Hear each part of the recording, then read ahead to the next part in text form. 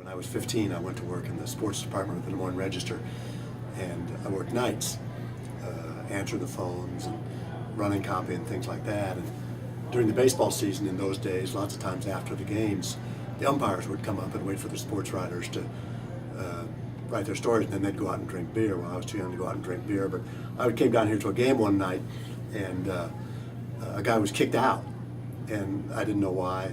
So I was up working after the game in the sports department, and the umpires were up there, and I went up to an umpire, and I said, "What is it that you have to say to get kicked out of a game?"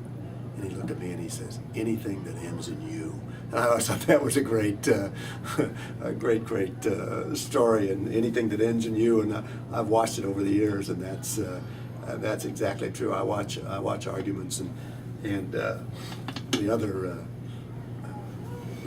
That was my first lesson, and the dumbest thing I ever did. I was sitting downstairs inside and talking to a big league umpire named Tim McClellan, who lives in Des Moines, and we were talking and kind of got engrossed in the conversation. I looked on watch and I said, "Oh my God, it's 7:15. I want to go out." I always go down the dugout before every game, and I'd take a couple of baseballs and stick them in my pocket. And around the 7th or 8th inning, if I see a little kid with a glove who's paying attention to the game, I ask if he's caught anything, and he says no. I said, "Oh, here, son, see if you can catch this." And I toss the ball to him, and I watch their face light up, and they go home and they put the ball under their pillow and everything, you know. And so I rarely miss going down there and picking up a couple of balls and talking to the manager before.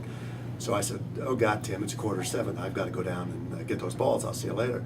So I walk out. I was just dead set on going down and getting those balls. Wasn't paying any attention to anything else. And I walked down. I walked in the dugout and reached down and took a couple balls. And I said to the manager, "How's it going?" And he said, "Oh," he says, "we could be doing better." He says, they've already scored 4 runs on us." And I looked and I realized the game had started at 6:30 that day, and I hadn't even known. I'd walked out in the field. I'd walked right in the dugout in the middle of the first inning, and looked like a total jerk. And my 2 partners saw me walking down there and saw me walking out there, and they thought they would just stop and laugh rather than say, "Don't go out in the field. You're an idiot." So the next day I took a lot of grief for it, and the next day somebody went to the manager and said, "Geez, Gartner walked down the middle of the game." He says, "What'd you think?" And he says, "I needed all the help I could get that day." And he says, "Besides, he owns the team. If he wants to walk out in the middle of the field in the 4th inning, it's okay with me." So first lesson I learned was when I was 15, and the next lesson I learned was when I was 70, which was pay attention to the game. And I guess that's kind of bookends my life in baseball.